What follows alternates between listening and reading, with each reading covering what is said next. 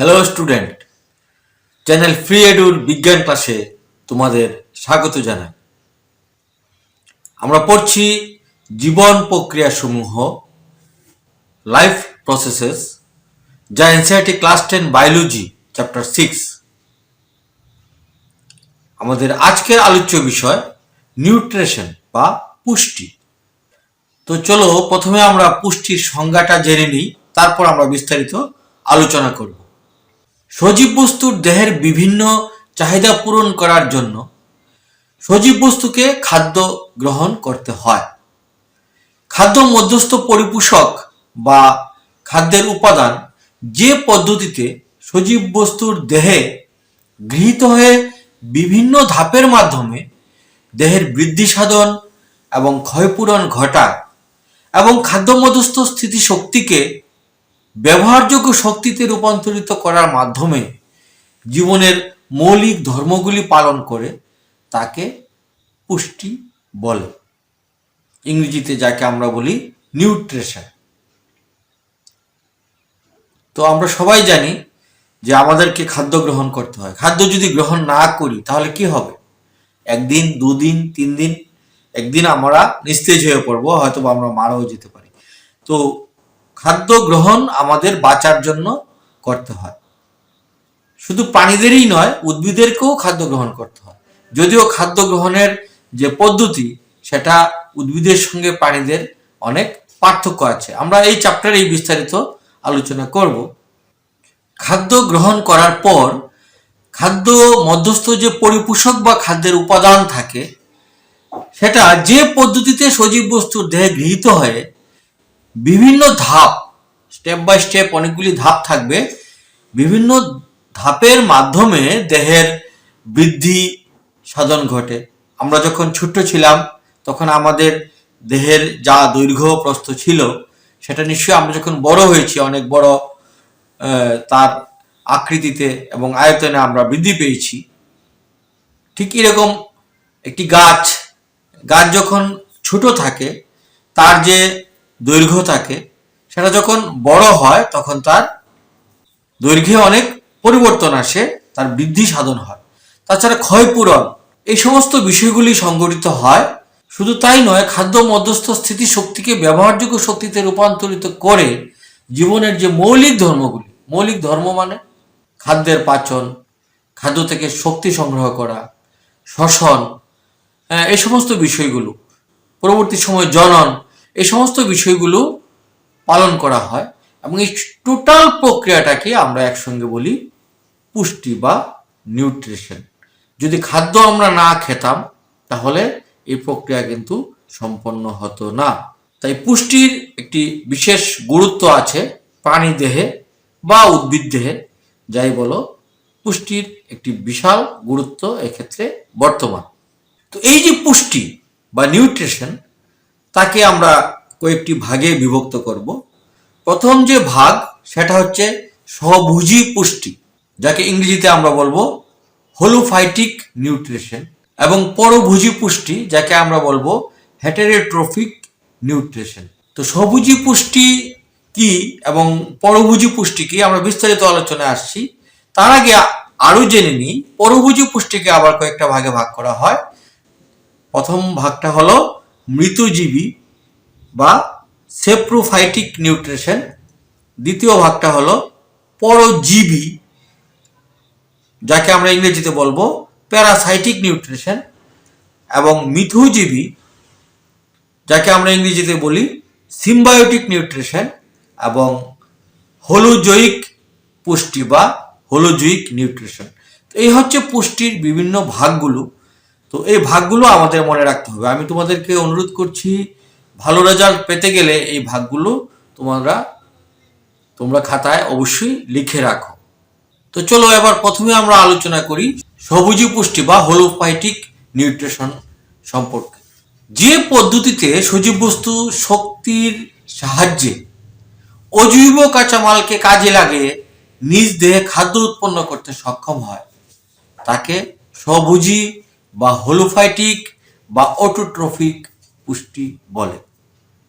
আমি আবার বলছি, যে পদ্ধতিতে সজীব বস্তু শক্তির সাহায্যে অজৈব কাঁচামালকে কাজে লাগিয়ে নিজ দেহে খাদ্য উৎপন্ন করতে সক্ষম হয় তাকে সবুজি বা হোলোফাইটিক বা অটোট্রফিক পুষ্টি বলে।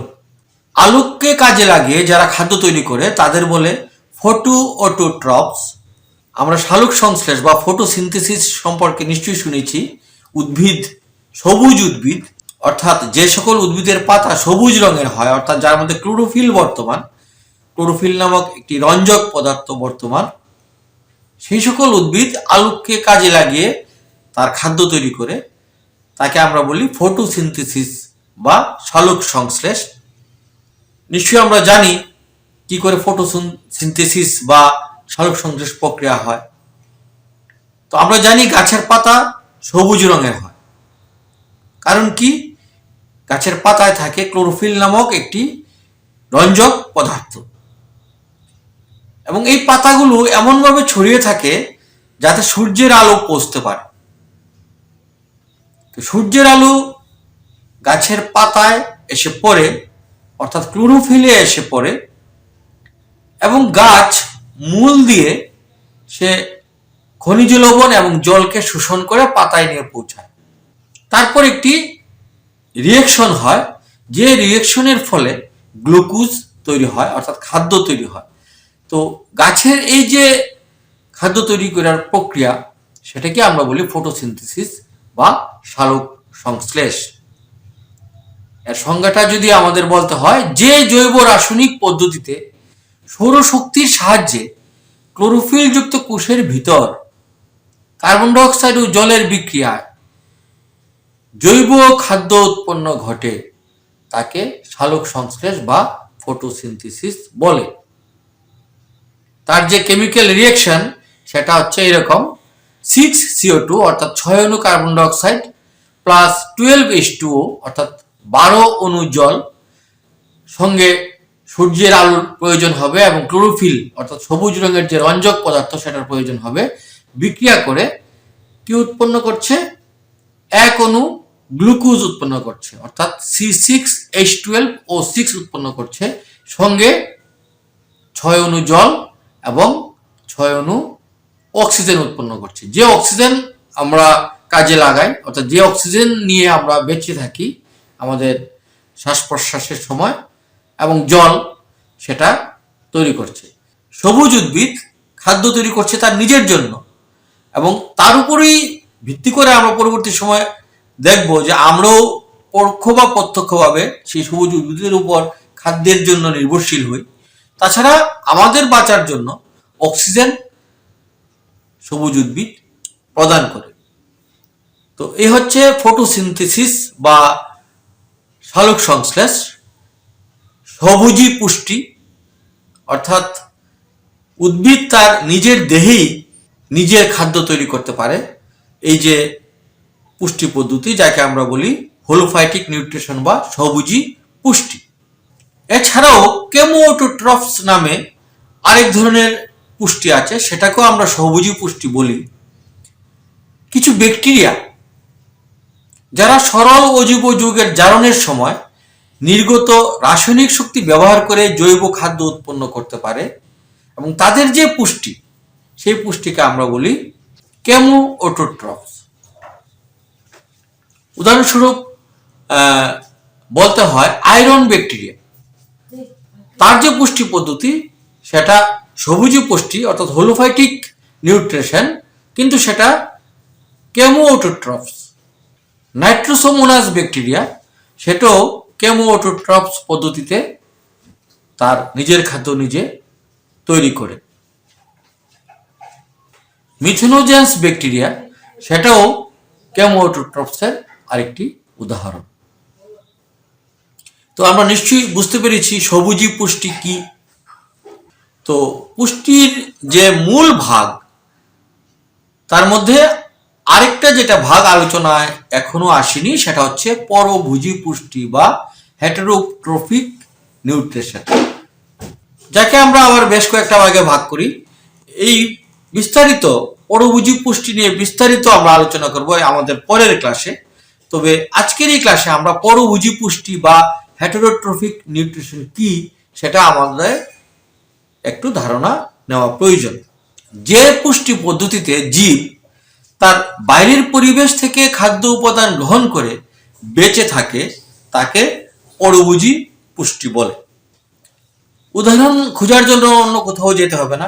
আমরা যে খাদ্য খাই, আমাদের যে পুষ্টি, যে কোনো আমরা মানুষ যে কোনো প্রাণীর যে পুষ্টি সেটা অবশ্যই পরভোজী পুষ্টি।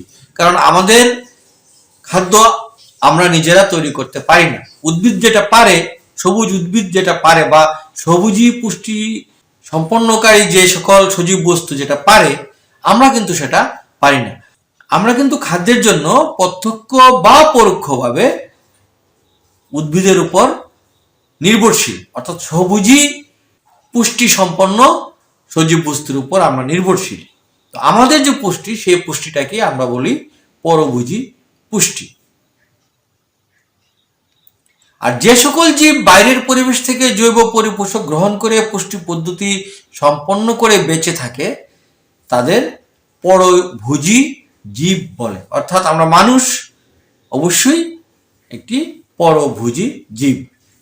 একটা ইম্পর্টেন্ট যে বিষয়, পার্থক্যটা কি সবুজী পুষ্টি ভার্সেস পরভোজী পুষ্টি? Difference between holophytic nutrition and heterotrophic nutrition. প্রথমেই বলতে হয় সবুজী পুষ্টির বেলায় এই পুষ্টি সাধারণত সবুজ রঞ্জকযুক্ত উদ্ভিদে ঘটে। ব্যতিক্রম আছে কিছু কিছু ব্যাকটেরিয়া যেগুলো অসবুজ, সেগুলোও কিন্তু আমরা আলোচনায় এনেছিলাম কিছুক্ষণ আগে, তার খাদ্য তৈরি করতে পারে। কেমোঅটোট্রফস এই প্রক্রিয়ায় সবুজী পুষ্টি সম্পন্নকারী সজীব বস্তু। আর পরভোজী পুষ্টি বা হেটারোট্রফিক নিউট্রিশন হলো এই পুষ্টি সাধারণত অসবুজ উদ্ভিদ এবং প্রাণী দেহে ঘটে। যে সকল উদ্ভিদ সালোকসংশ্লেষ প্রক্রিয়া করতে পারে না বা যে কোনো প্রাণী, আমরা মানুষ সহ যে কোনো প্রাণী, আমাদের যে পুষ্টি সেটাকে আমরা বলবো পরভোজী পুষ্টি। খাদ্য তৈরির জন্য বহিস্থ শক্তি উৎসের প্রয়োজন হয় কাদের? সবুজী পুষ্টি সম্পন্নকারী সজীব বস্তু, যেমন সূর্য বা বিভিন্ন রকমের অজৈব যৌগ। এই সমস্ত বহিস্থ শক্তির উৎসের প্রয়োজন হয় তাদের খাদ্য তৈরির জন্য, কিন্তু পরভোজী পুষ্টির বেলায় সেটা প্রয়োজন হয় না।